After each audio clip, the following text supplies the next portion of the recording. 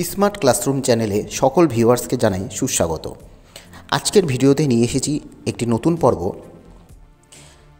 বাংলা সাহিত্যের ইতিহাস থেকে অত্যন্ত গুরুত্বপূর্ণ প্রশ্ন উত্তর, যেগুলি কার্যকরী হবে আপকামিং ডাব্লিউবি বোর্ডের এসএলএসটি পরীক্ষা এবং পিএসসি পরীক্ষার মতন গুরুত্বপূর্ণ পরীক্ষায়।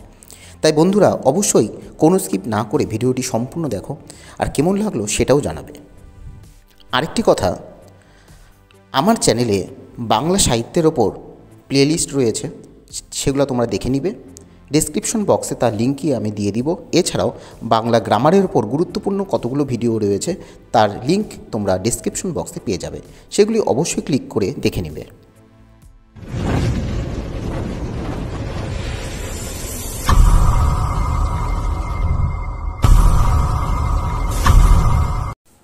আজকের বাংলা সেটে থাকছে পিএসসি এবং এসএলএসটি পরীক্ষার সিলেবাস ধরে আধুনিক বাংলা সাহিত্যের ইতিহাস থেকে কিছু গুরুত্বপূর্ণ প্রশ্ন এবং তার পাশাপাশি উত্তর ও ব্যাখ্যা।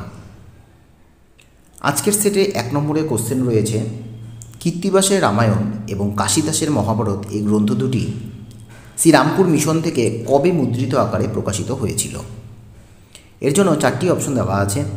এ নম্বরে আছে 1793 থেকে 1800 সাল, বি নম্বরে 1800 থেকে 1801 সাল এবং সি নম্বর 1801 থেকে 1802 সাল, ডি নম্বর 1800 থেকে 1802 সাল। এই 4টি অপশনের মধ্যে সঠিক উত্তর কোনটি হবে এই প্রশ্নের? আমরা জানি 1800 খ্রিস্টাব্দে হুগলি জেলা শ্রীরামপুরে এই শ্রীরামপুর মিশনটি প্রতিষ্ঠিত হয় এবং 1800 খ্রিস্টাব্দেই শ্রীরামপুর মিশনের ছাপাখানার কাজ শেষ হয়। তারপর 1801 খ্রিস্টাব্দে কৃত্তিবাসের রামায়ণ মুদ্রিত হয়। এরপর কৃত্তিবাসের রামায়ণ এবং কাশিদাসের মহাভারত সকল মানুষের মধ্যে প্রচারের জন্য 1801 থেকে 1802 সালের মধ্যে সেটি মুদ্রিত আকারে প্রকাশিত হয়। সুতরাং এই প্রশ্নের উত্তর হবে সি নম্বর অপশন, 1801 থেকে 1802 সাল। এরপর আছে 2 নম্বর কোশ্চেন, ইংরেজি ভাষায় লেখা প্রথম বাংলা ব্যাকরণের স্রষ্টা কে ছিল? 3টি অপশন আছে, আলেকজান্ডার ডাফ, বি নম্বর আছে ন্যাথানিয়াল ব্রাসি হ্যালেট এবং সি নম্বরে আছে জোনাথন ডানকান। কোনটি হবে এই প্রশ্নের উত্তর? ইংরেজি ভাষায় প্রথম বাংলা ব্যাকরণ লিখেছিলেন ন্যাথানিয়াল ব্রাসি হ্যালহেট, অর্থাৎ বি নম্বর হবে এই প্রশ্নের উত্তর। জানা যায় ন্যাথানিয়াল ব্রাসি হ্যালহেটের লেখা a grammar of the Bengali language. Halhed প্রথম 1778 সালে ইংরেজি ভাষায় বাংলা ব্যাকরণটি লিখেছিল এই grammar of the Bengali language নামে। এবং জানা যায় হ্যালেটের এই বাংলা ব্যাকরণ বইটি 1778 সালে অ্যান্ড্রুজ কোম্পানির প্রেস থেকে গ্রন্থটি মুদ্রিত হয়ে প্রকাশিত হয়। 3 নম্বর কোশ্চেন রয়েছে, বিদ্যাসাগরের এখানে 4টি গ্রন্থ দেওয়া আছে। এই 4টি গদ্য গ্রন্থগুলি প্রকাশকাল সঠিক ক্রম অনুসারে সাজালে কোনটি হবে? 1 এ নম্বরে সীতার বনবাস, বি নম্বরে কথামালা, সি নম্বরে শকুন্তলা এবং ডি নম্বরে আছে Betal Panchabingshati. A B C D এই 4টি গ্রন্থ দেওয়া আছে। এর জন্য অপশন দেওয়া হচ্ছে 1 নম্বরে সিডিবিএ, 2 নম্বরে বিসিডিএ, 3 নম্বরে ডিসিএবি এবং 4 নম্বরে আছে ডিসিবিএ। কোনটি হবে সঠিক ক্রম অনুসারে সাজালে?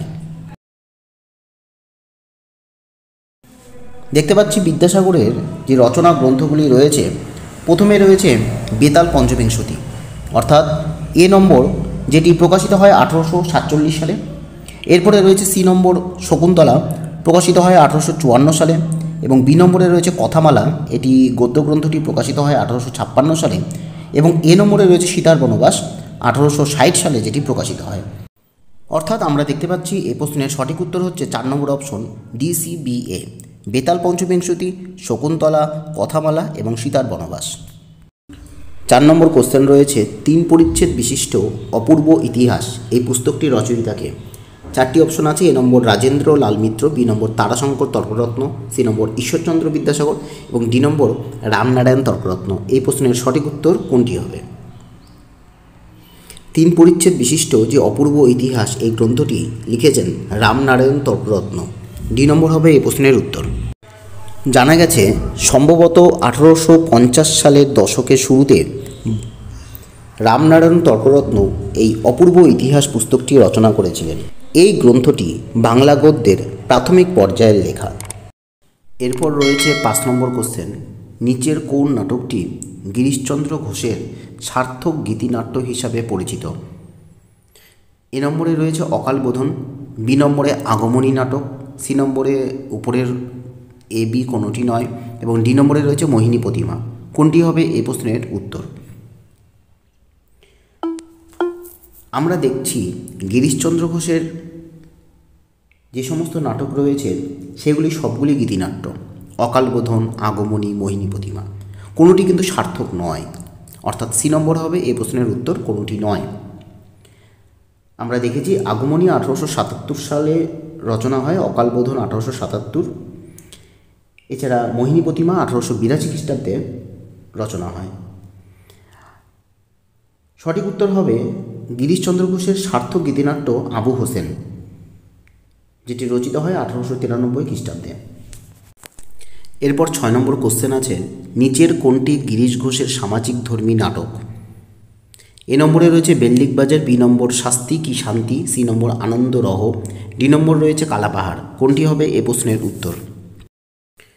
গিরিশচন্দ্র ঘোষের সামাজিক ধর্মী নাটক এখানে রয়েছে শাস্তি কি শান্তি, বি নম্বর হবে এ প্রশ্নের সঠিক উত্তর। এছাড়া এ নম্বরে রয়েছে বেল্লিক বাজার। এই বেল্লিক বাজার এই নাটকটি একটি হাস্যরসাত্মক এবং কৌতুকমূলক ব্যঙ্গাত্মক প্রহসনধর্মী নাটক বেল্লিক বাজার, যেটি 1886 খ্রিস্টাব্দে রচিত হয়। এছাড়া শাস্তি কি শান্তি এই নাটকটি সামাজিক ধর্মী নাটক, যেটি 1907 খ্রিস্টাব্দে রচিত হয়। এছাড়া রয়েছে আনন্দরহ এবং কালাপাহাড়, এই দুটি দেশপ্রেমমূলক নাটক। এরপর রয়েছে 7 নম্বর কোশ্চেন। 7 নম্বর কোশ্চেন রয়েছে, 4টি দ্বিজেন্দ্র লাল রায়ের নাটক দেওয়া হয়েছে। নাটকগুলি সঠিক প্রকাশ সালের ক্রম অনুসারে সাজালে কোনটি হবে? এ নম্বরে সীতা, বি নম্বরে পাষাণী নাটক, সি নম্বরে পুনর্জন্ম নাটক এবং ডি নম্বরে হচ্ছে বঙ্গনারী নাটক। এই 4টি অপশনের মধ্যে সাব অপশন দেওয়া হয়েছে ACBD নাকি BADC, 3 নম্বরে আছে BACD এবং 4 নম্বর CABD। কোনটি হবে সঠিক উত্তর সঠিক প্রকাশকাল অনুসারে সাজালে? আমরা দেখছি এই প্রশ্নের সঠিক উত্তর হবে BACD, অর্থাৎ 3 নম্বর হবে এই প্রশ্নের সঠিক উত্তর। কেন হলো সেটা আমরা দেখে নিই। কারণ বি নম্বরে আছে পাষাণী নাটক। পাষাণী যেটি প্রকাশিত হয় 1900 সালে, পাষাণী একটি পৌরাণিক নাটক। এছাড়া সীতা নাটক যেটি 1908 সালে প্রকাশিত হয়, সীতাটাও একটি পৌরাণিক নাটক। এরপরে রয়েছে সি নম্বর পুনর্জন্ম। পুনর্জন্ম প্রকাশিত হয় 1911 সালে। এই পুনর্জন্ম নাটকটি এক ধরনের প্রহসনধর্মী নাটক। এছাড়া রয়েছে ডি নম্বরে বঙ্গনারী। এই বঙ্গনারী নাটকটি 1915 সালে প্রকাশিত হয় এবং বঙ্গনারী একটি সামাজিক ধর্মী নাটক। সুতরাং BACD হবে এই প্রশ্নের সঠিক উত্তর। এরপর 8 নম্বর কোশ্চেন রয়েছে, আধুনিক বাংলা সাহিত্যে কে চলিত ভাষার ও সনেট প্রবর্তক ছিলেন? 4টি অপশন আছে, এ অক্ষয় কুমার দত্ত, বি দ্বিজেন্দ্র লাল রায়, সি প্রমথ চৌধুরী এবং ডি ঈশ্বরচন্দ্র বিদ্যাসাগর। কোনটি হবে এই প্রশ্নের উত্তর? আধুনিক বাংলা সাহিত্যে যিনি চলিত ভাষা ও সনেট প্রবর্তন করেছিলেন তিনি ছিলেন প্রমথ চৌধুরী, অর্থাৎ সি নম্বর হবে এই প্রশ্নের সঠিক উত্তর। এরপর আছে 9 নম্বর কোশ্চেন, সত্যেন্দ্রনাথ দত্তের অনুবাদমূলক কাব্যগ্রন্থ কোনটি? 4টি অপশন দেওয়া আছে, এ নম্বর বিদায় আরতি, বি নম্বর বেলা শেষের গান, সি নম্বর হসন্তিকা এবং ডি নম্বর আছে মণিমঞ্জুষা।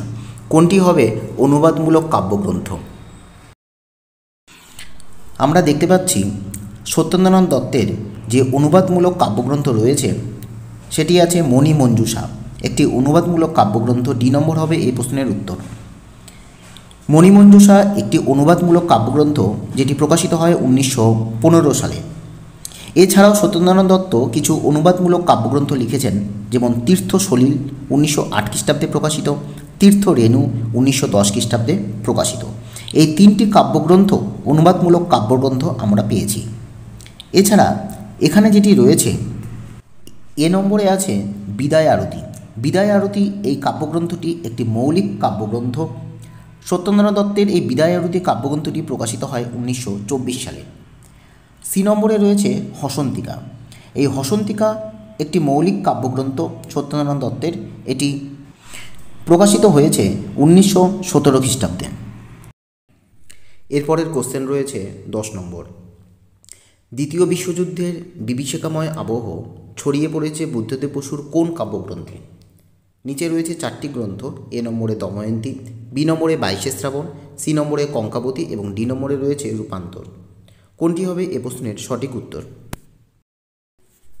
এই প্রশ্নের সঠিক উত্তর হবে বি নম্বর অপশন 22 শ্রাবণ। বুদ্ধদেব বসু 22 শ্রাবণ কাব্যগ্রন্থে দ্বিতীয় বিশ্বযুদ্ধের এক বিভীষিকাময় আবহাওয়া তৈরি করেছেন সমাজ জীবনে বা সমাজ চেতনার মধ্য দিয়ে। ফ্যাসিস্ট বিরোধী আন্দোলনে সামিল হয়ে বুদ্ধদেব বসু সভ্যতা ও ফ্যাসিজম প্রবন্ধ রচনা করেছেন। বুদ্ধদেব বসুর এই 22 শ্রাবণ কাব্যগ্রন্থটি প্রকাশিত হয় 1942 খ্রিস্টাব্দে। 11 নম্বর কোশ্চেন রয়েছে, মহাভারতের আখ্যান নিয়ে গিরিশচন্দ্র ঘোষ কোন নাটকটি রচনা করেছিলেন? এ নম্বরে অভিমন্যুবধ, বি নম্বরে সীতার বনবাস, সি নম্বরে বিল্বমঙ্গল এবং ডি নম্বরে আছে জনা। এর জন্য সাব পয়েন্ট করা হয়েছে 1 নম্বরে এ বি সঠিক, নাকি 2 নম্বরে এসি সঠিক, না 3 নম্বরে এডি সঠিক। কোনটি হবে সঠিক উত্তর? মহাভারতের কাহিনী নিয়ে গিরিশ ঘোষ আমরা জানি দুটো নাটক রচনা করেছেন। একটা হলো অভিমন্যুবধ এবং জনা, অর্থাৎ 3 নম্বর অপশন এডি এটি হলো সঠিক। আমরা জেনে নিই এই অভিমন্যুবধ নাটকটি লেখা কবে রচনা করেছেন? 1881 খ্রিস্টাব্দে এবং জনা 1893 খ্রিস্টাব্দে। এছাড়া গিরিশচন্দ্র ঘোষ রামায়ণের কাহিনী নিয়ে রচনা করেছেন সীতার বনবাস এই নাটকটি, যেটি প্রকাশিত হয় 1882 খ্রিস্টাব্দে। আজকের সেটে কয়েকটি বাংলা সাহিত্যের ইতিহাস থেকে গুরুত্বপূর্ণ প্রশ্ন নিয়ে আলোচনা করার চেষ্টা করলাম। তোমাদের ভিডিওটি কেমন লাগছে সেটি অবশ্যই জানাবে। এর পরবর্তী ভিডিওতে নতুন কোনো বিষয় নিয়ে চলে আসব। আর চ্যানেলটি ভালো লাগলে এবং এই ধরনের আরও ইনফরমেটিভ ভিডিও পেতে চাইলে অবশ্যই পাশে থাকতে সাবস্ক্রাইব এবং লাইক শেয়ার করে রাখবে। ধন্যবাদ।